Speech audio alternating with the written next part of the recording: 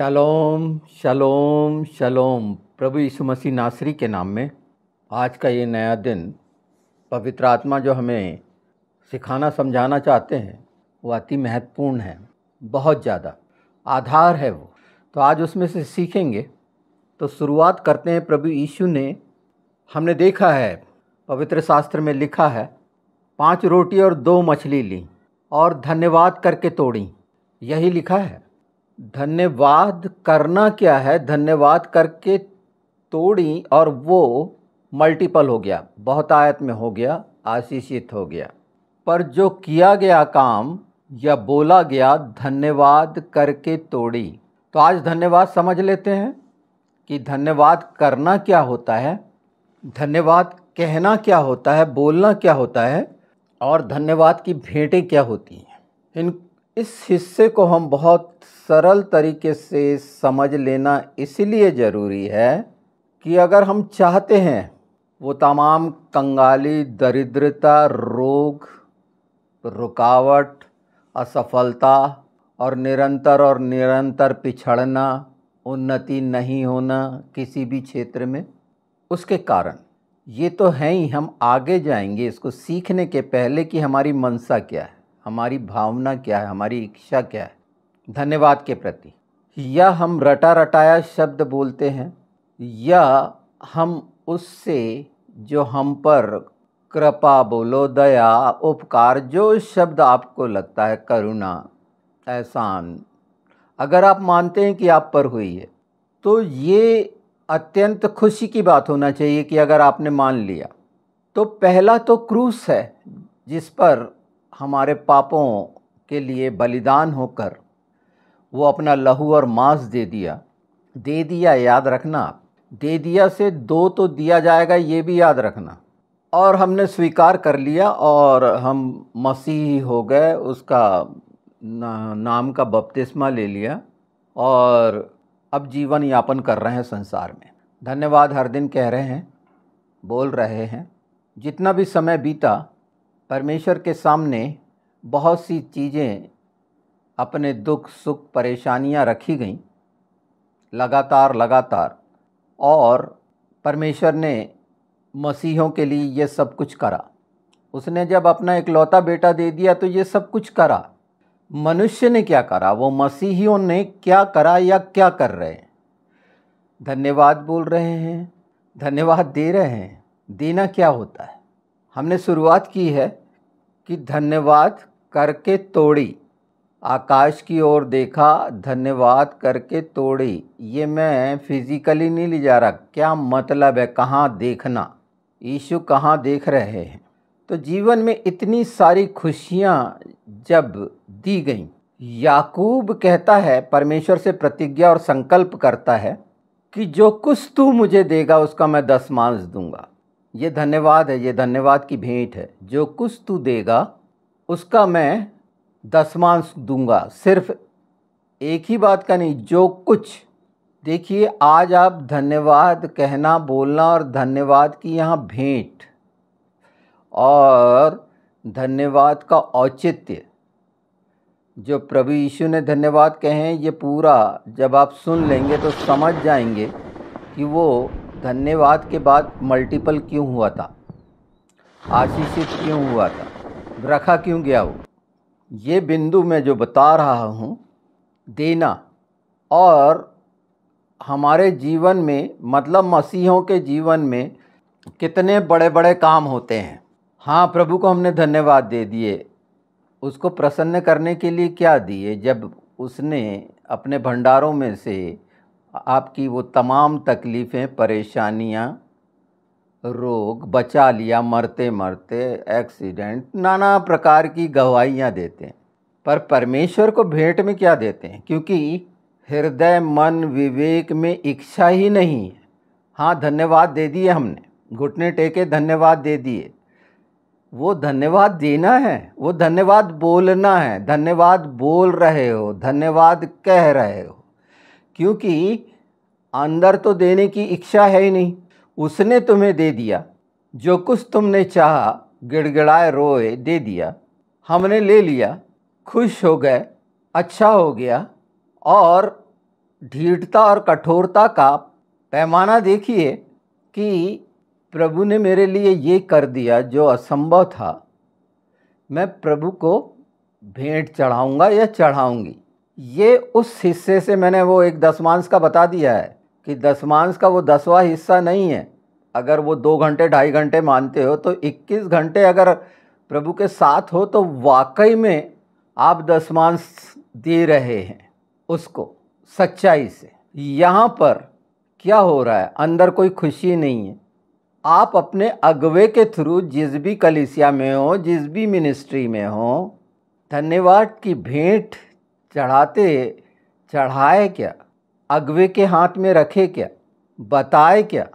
ये है गवाही आत्मिक उन्नति के लिए, संपन्नता के लिए, वैभव के लिए।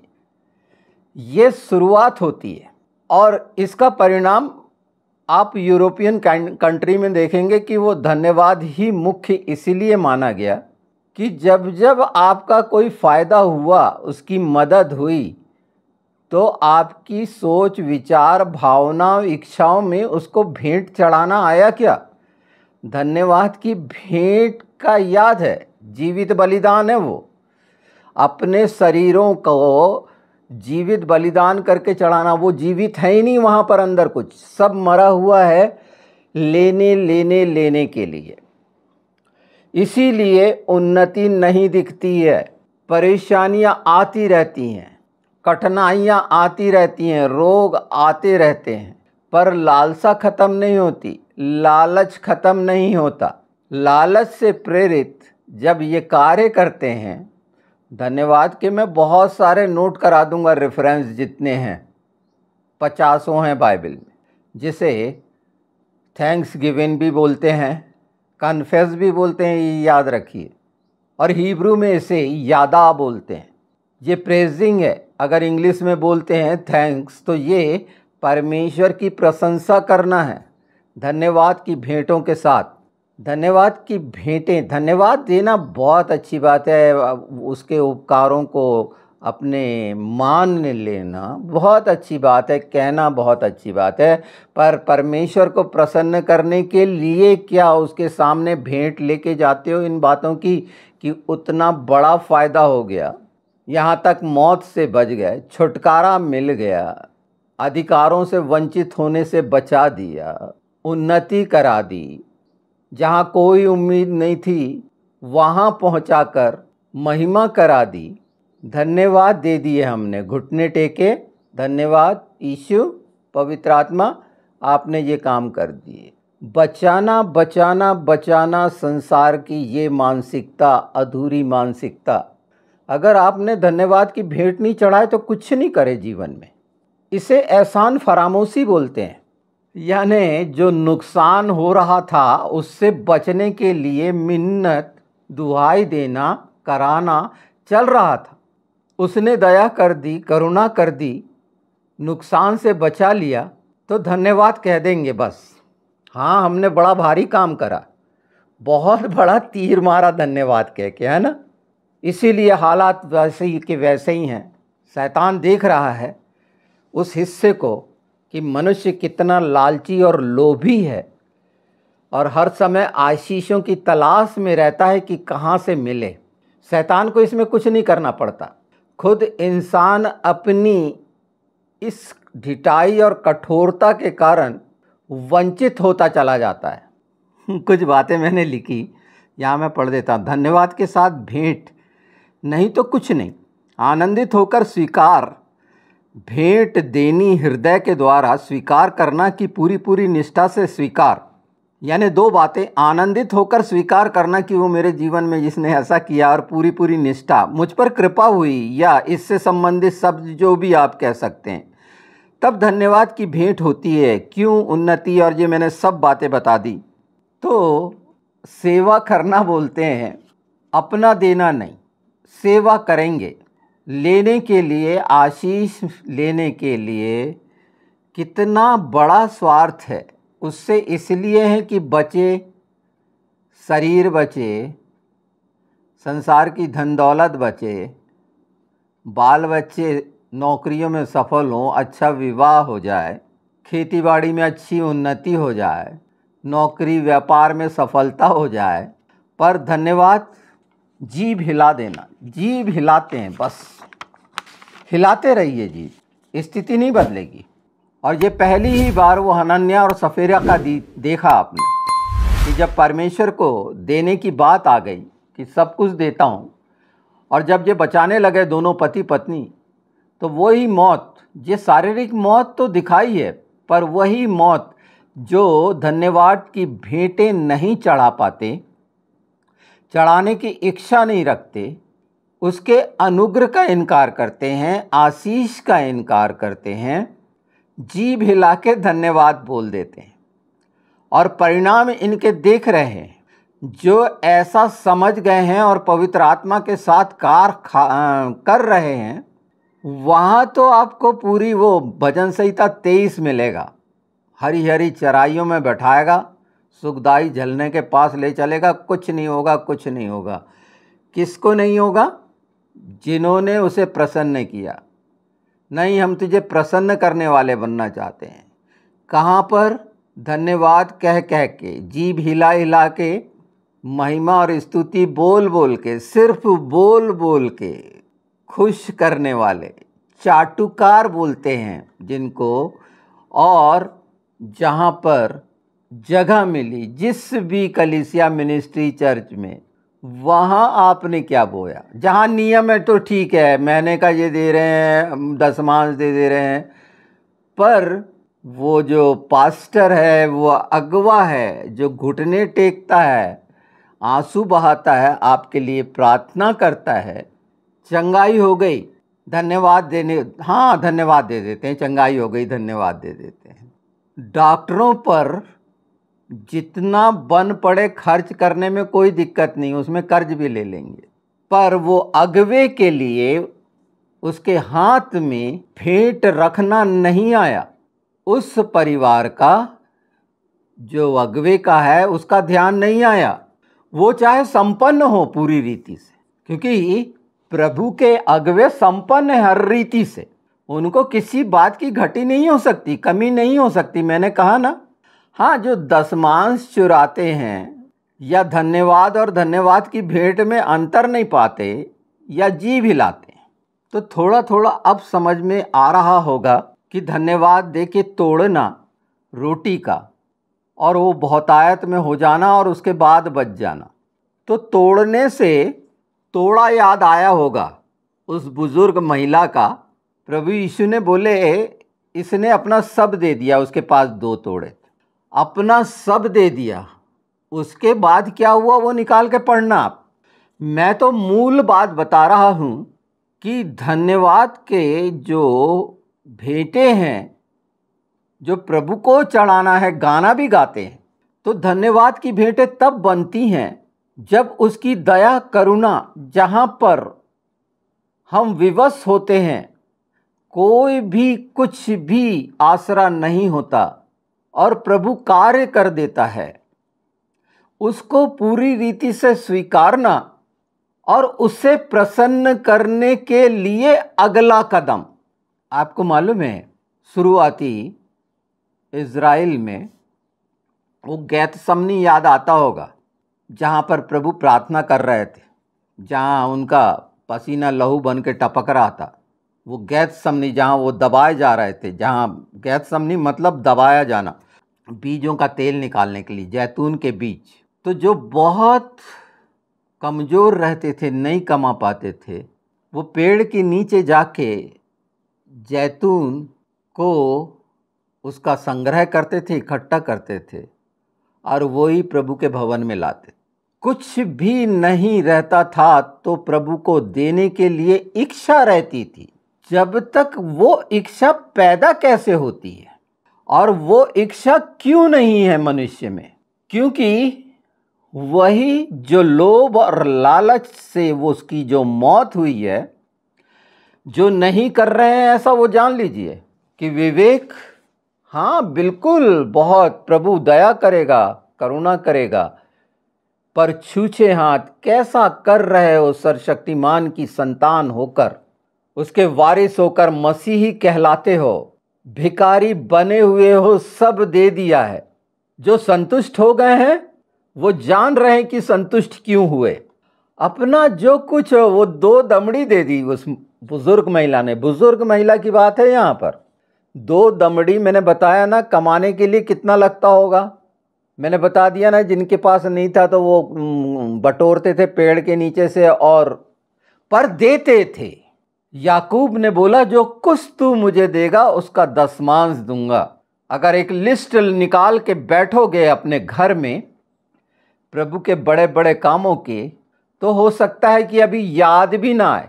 उस समय जरूर बिलबिला रहे, रो रहे, कलप रहे होगे और मांग रहे होगे, पर आज अगर उसको सोचोगे तो इतनी ढिठाई आ जाएगी कि उस बात का एहसास खत्म हो जाएगा कि वो दया जो मुझ पर हुई उस समय, तो कैसे वंचित हो रहे हो। यहाँ दुष्ट भी नहीं कर रहा है एक चीज, वो तो देख रहा है बहुत अच्छा कि वाकई में ये तो मेरे से भी ज़्यादा स्वार्थी हैं, और बल्कि दिखा भी रहा होगा। देख ले कि जब अपनी बारी आती है तो क्या है। शुरू में जब एक्लीसिया थी, एक्लीसिया कही जाती थी, जिसको आज अब कलीसिया कहते हो आप, वहाँ इकट्ठे होते थे और सब साथ में रोटी तोड़ते थे। और वहाँ जो कुछ होता था, पढ़िए वचन में लिखा है, अपना सब कुछ चेलों के चरणों में लाके दे देते थे।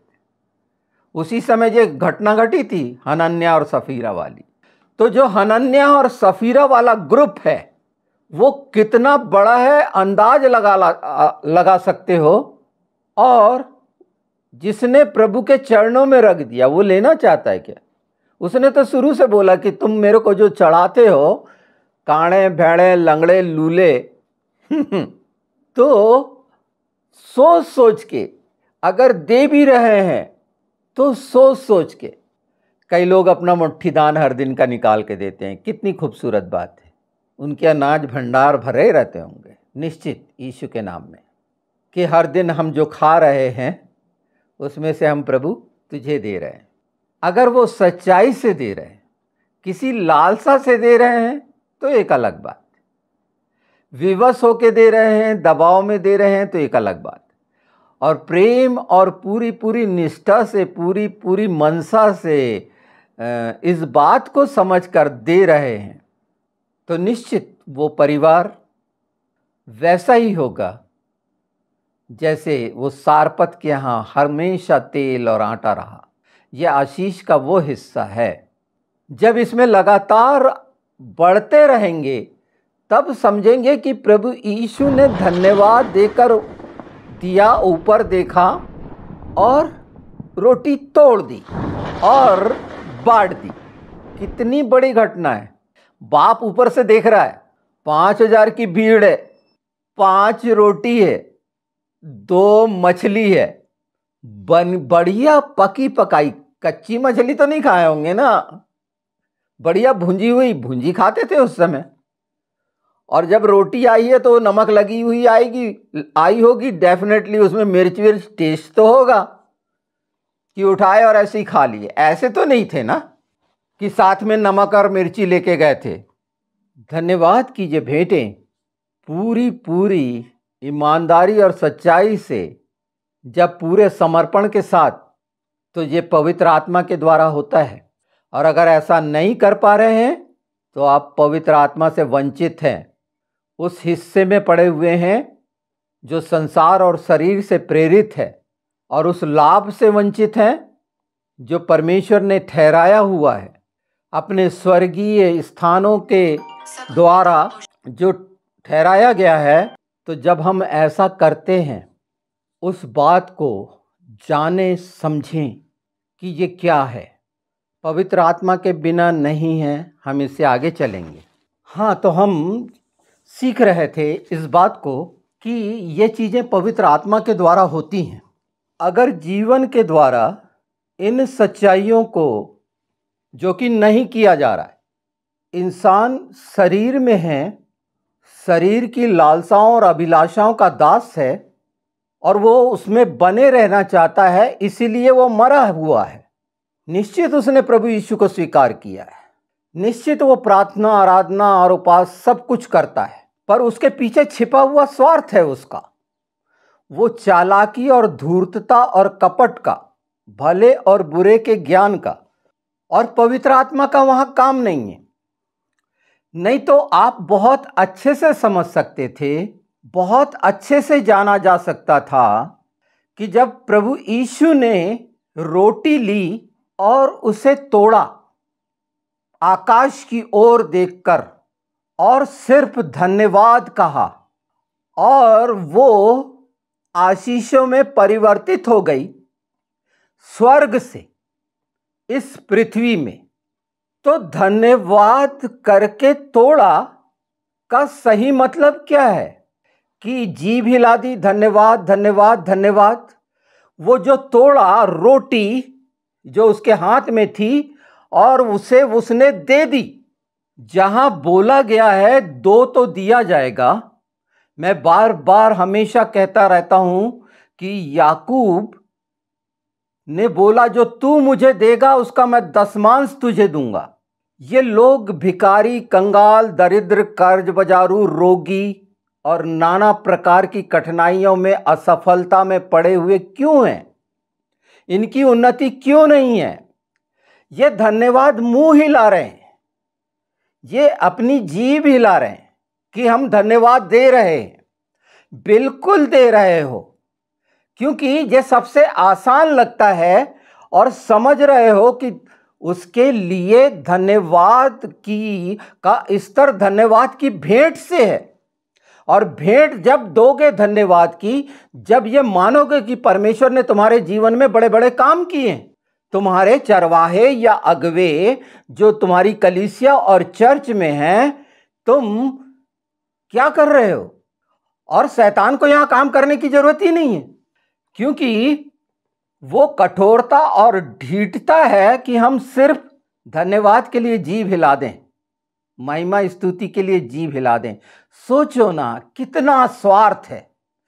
वो बुजुर्ग महिला जिसके पास 2 तोड़े थे, उसने अपना सब दे दिया। वो उस समय वो 2 दमड़ी कमाई हुई कि क्यों दे दी? क्योंकि उसे मालूम था। अभी नहीं समझोगे कि यीशु ने धन्यवाद करके रोटी तोड़ी तो वो इतनी क्यों हो गई? क्यों तुम्हारा नहीं होता?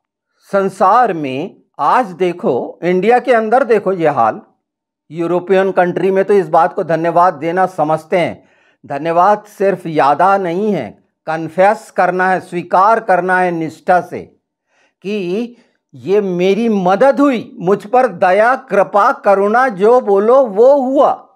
और ये प्रेम अगर है तो ऐसा करोगे। 2 तो दिया जाएगा, क्यों नहीं मिलता तुमको? हर समय तुम्हारे जीवनों में क्यों बाधाएं और परेशानियां और रुकावट? क्यों? क्योंकि धन्यवाद की भेंटें चढ़ाई ही नहीं। तुम्हारे जीवन में जो तुम्हारे लिए करा, जो भी मसीह में आए हो, निश्चित उसके जीवन में पिता, पुत्र, पवित्र आत्मा ने बड़े बड़े काम किए हैं, पर जीभ हिला दिए, भेंट देना आया ही नहीं। और भेंट कब स्वीकार होती? वो अंधी, लंगड़ी, बहरी वाली भेंट नहीं। जब ये जान लेते हो और ये पवित्र आत्मा के द्वारा होता है तो प्रसन्न होकर उसको देते हो। और जब प्रसन्न होकर दोगे, क्योंकि उसने प्रसन्न किया, तो तुम्हारा दायित्व नहीं बनता कि तुम उसको प्रसन्न करो, कि जीभ हिलाओगे। घुटने टेके प्रभु के पास जा रहे हैं, धन्यवाद दे दिए। कितना कितना निकृष्ट, निम्न स्तर की सोच का शब्द है। और यही शैतान चाहता है। मनुष्य के लिए कितने ओबलाइज होकर उसको रिश्वत देते हो काम करने की। मनुष्य के लिए सब कुछ करने को तैयार हो और आत्मिक उन्नति और संपन्नता नहीं चाहते, निर्धन ही बने रहना चाहते हो। क्योंकि जो तुम्हारा फटा पुराना है वो तुम्हारे लिए कीमती है, उसी को समेटे रहना चाहते हो, क्योंकि शरीर में हो, पवित्र आत्मा के साथ नहीं हो। जिंदगी भर तुम जाते रहते हो, आराधना करते रहते हो और छूछे हाथ हो परमेश्वर के सामने, सिर्फ कहने के लिए कि तुम दसमांश देते हो। तुम्हें यही पता नहीं कि तुम्हारे जीवन में उसने क्या क्या दिया। उसके क्रूस के बलिदान का दशमांश दे सकते हो?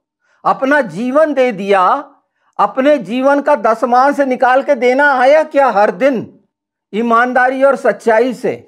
नहीं, प्रार्थना के लिए 2-2.5 घंटे निकाल लो, बहुत अच्छी बात है, निकाल लीजिए 2-2.5 घंटे। हमने दशमांश दे दिया। याकूब कहता है जो तू मुझको देगा उसका दशमांश दूंगा। अय्यूब कहता है जो तूने दिया, तेरा दिया हुआ था, तूने लिया। उसने स्वीकारा कि ये सब कुछ जो मिला मुझे मिल रहा है वो परमेश्वर की ओर से है, और जब वो परमेश्वर की ओर से है तो मैं परमेश्वर को देने में, उसके राज्य में, उसे प्रसन्न करने में क्यों पीछे हटूं? यहां कदम ही नहीं बढ़ा है, सोच में भी नहीं आया है, भावना ही नहीं है, मनसा ही नहीं है कि धन्यवाद की भेंट दें। ये मैं होते हुए देख रहा हूं अपने पूरे जीवन में, इन चीजों को देख रहा हूं और उनकी हालातों को मैंने जायजा लेकर ये बात, अगर ये अभी भी नहीं सुधरते हैं तो स्वर्गीय आशीषों से वंचित होंगे।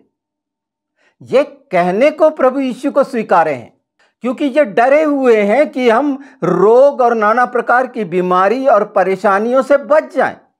इनने अपना समर्पण किया ही नहीं, उस क्रूस को अपनाया ही नहीं, क्रूस के नीचे ये है ही नहीं, अपना क्रूस उठाए है ही नहीं, क्योंकि पवित्र आत्मा इनके साथ नहीं, क्योंकि पवित्र आत्मा को इनने अपने साथ नहीं किया। पिता पुत्र पवित्र आत्मा के साथ रहने की जगह इनको संसार पसंद आया, शरीर पसंद आया, और उस बड़ी आशीष से वंचित हो गए जो स्वर्गीय स्थानों पर रखी हुई है, और वो उसमें से देता है। इसीलिए ये अंधे स्वर्गीय स्थान पर नजर नहीं रख सकते, न स्वर्गीय वस्तुओं पर ध्यान लगा सकते। मैं धन्यवाद के रेफरेंस अगर शुरू से दूं तो पूरी बाइबल में धन्यवाद एक ऐसा विषय है, और उससे जुड़ा हुआ धन्यवाद तब महत्वपूर्ण बन जाता है, उस व्यक्ति के लिए महत्वपूर्ण हो जाता है जो सचमुच में धन्यवाद की भेंटें चढ़ाना जानता हो। तब वो अगर धन्यवाद देगा तो वो सारी चीज़ें जैसा पिता पुत्र पवित्र आत्मा चाहते हैं कई गुना होंगी। अब लालच कर लीजिए, क्योंकि वो हिस्सा कठोरता का, निष्ठुरता का तो बना हुआ है। बोना है ना, बोना है, पैसे बोना है, लालच बोना है। उस बुजुर्ग महिला को जिसके पास 2 दमड़ी है, उस समय सोचो बुजुर्ग महिला कैसे जीवन यापन करती होगी, और उसने अपना दिया। यीशु ने क्या करा होगा सोचो, जब उसने ये बात बोल दी कि अपना सब कुछ दे दिया, इससे बड़ी कोई नहीं है, इससे बड़ा कोई है ही नहीं, साबित कर दिया प्रभु यीशु ने, और अपने वचन में उसने ठहरा दिया, तो क्या क्या दिया होगा उसको, ये मनुष्य की कल्पना से परे है। और इस विषय से भटक कर संसार के चिन्ह देखेंगे कि अंतिम समय कब आ रहा है, कैसा आ रहा है, और तुम्हारे हाथों में क्या है, तुम्हारे मनों में क्या है, तुम हो क्या। और फिर उसके पास वाकई में लज्जा नाम की चीज ही नहीं है कि उस संसार रचयिता के सामने कैसे मुंह उठा के, सिर उठा के, कड़ी गर्दन करके, कड़े माथे करके क्या क्या कर रहे। ये तमाम बंधन जो बने हुए हैं, जो खुद ने बनाए हो, जिस दिन टूटेंगे उस दिन संतुष्टि आ जाएगी, और फिर कोई भी छाया नहीं होगी। और उस समय ये बोलना उपयुक्त लगेगा जो भजन संहिता 23 कहते हो, तो सचमुच में वो हरी हरी तराइयों में बैठोगे, चराइयों में बैठोगे, और वो जल से तृप्त होगे जो जीवन का जल है, और कोई भी स्थिति तुम्हारे सामने नहीं आएगी। ये वचन तब पूरे होते हैं, जीभ हिलाने से नहीं होते। पीछे की मनसा अपने आप को चेक करो, जांचो। मैं बार बार इस बात को बोलूँगा, इस बात में बार बार मैं लज्जित करूँगा कि उस लालच के, लोभ के, स्वार्थ के घिनौने दलदल से निकलकर सचमुच में अपने आप को पहचान लो कि उसके बड़े बड़े काम जो बाइबल में हमेशा कहे गए हैं परमेश्वर ने, भजन संहिता से लेकर कि वो हमारे मिस्र से निकालने तक की प्रक्रिया को पूरा बताया गया है कि उसके बड़े बड़े कामों को स्मरण करो और एक दूसरे को बताया करो कि वो कैसे हमारे जीवनों में बड़े बड़े काम करे। और सबसे बड़ा काम हमारे जीवनों के लिए हुआ कि हम मृत्यु और पाप और श्राप और ये कंगाली और निर्धनता और रोगों से और श्रापों से छुटकारा पाएं। तो उसने अपना बेटा तक दे दिया, कुछ नहीं रख छोड़ा। जब अब्राहम ने ऐसा किया तो नतीजा देखिए। हम बिल्कुल बोलते हैं कि नहीं, हम अब्राहम की और याकूब की और इज़ाक की, और काम जहां बताया गया तो धन्यवाद देकर तोड़ना का थोड़ा सा हिस्सा तो समझ में आया होगा कि यीशु ने धन्यवाद दिया और हमेशा क्यों बोलता है कि तू मेरी सुनता है। हो सकता है बात ना पसंद ना आ रही हो, दिल को अच्छा ना लग रहा हो, क्योंकि ये तो तलवार है। बहुत से बात कर सकते हो, बोल सकते हो कि हम चर्च में अपना ये देते हैं, हाँ आप पूरा कर देते हैं, बिल्कुल करते हैं, पर वो प्रेम नहीं है। और प्रेम इसलिए नहीं है कि पवित्र आत्मा नहीं है, इसलिए आपके अगवे मारे मारे फिरते हैं, उनके बाल बच्चे, जो अपना सब कुछ भार लगाकर आपके लिए आंसू बहाता है, घुटने टेकता है, रोता है, परमेश्वर के सामने गिड़गिड़ाता है। उसके साथ तुम क्या करते हो? अपनी ढिठाई, जो तुम्हारे सामने सरल बन जाता है, तुम्हारी सुनता है, तुम्हें समय देता है। वो समय वो कुछ और भी कर सकता है कमाने के लिए, पर अपने 24 घंटे दे देता है सेवकाई। अरे कुछ नहीं तो जितने काम किए हैं लिस्ट बनाओगे ना अपने जीवन में, जब से प्रभु में आए हो, तो अब तो काम भी भूल गए होगे कि उसने कैसे बड़े बड़े काम किए। वो उसके लिए एहसान मंद भी नहीं होगे तो समझ लेना कि कितने एहसान फरामोश हो। सिर्फ जीभ हिलाने वाले, और वंचित हो रहे हो, स्वर्गीय आशीषों से वंचित हो रहे हो, संपन्नता से वंचित हो रहे हो, आत्मिक उन्नति से वंचित हो रहे हो। और इससे बड़ा घाटा क्या होगा? शैतान इसमें खुश है और तुम भी उसके साथ खुश हो कि मैंने तो बचा लिया। हनन्याह और सफेरा द्वार पर मर गए, उसके बाद कुछ नहीं था, बचाया था, अपना समझा था, पिता पुत्र पवित्र आत्मा ने दिया, ये नहीं जाना था। कितना दुखदाई विषय है और कितना आनंददायक विषय भी है कि छोटी छोटी सी बातों में, मैं आपको ये नहीं कह रहा कि अपना सब कुछ दे दो, अरे देने की इच्छा होती तो अपना फटा पुराना दो ना, उससे भी तो दिखेगा कि आप क्या हैं। उसे भी कीमती बना लिया है। मैं आपको बताता हूँ देने का, सेवा करने का। सेवा हमेशा परमेश्वर की सेवा का एक शानदार उदाहरण देता हूँ, प्रभु की एक बेटी का जो मेरी पत्नी रही। डी जोन्स रविन्द्रनाथ का नाम सुने होंगे। प्रभु ने खूब बढ़ाया उसकी मिनिस्ट्री। ये आजकल की यहाँ पर जो मध्य प्रदेश में देख रहे हो, ये बहुत बात की है, उसके बाद की है।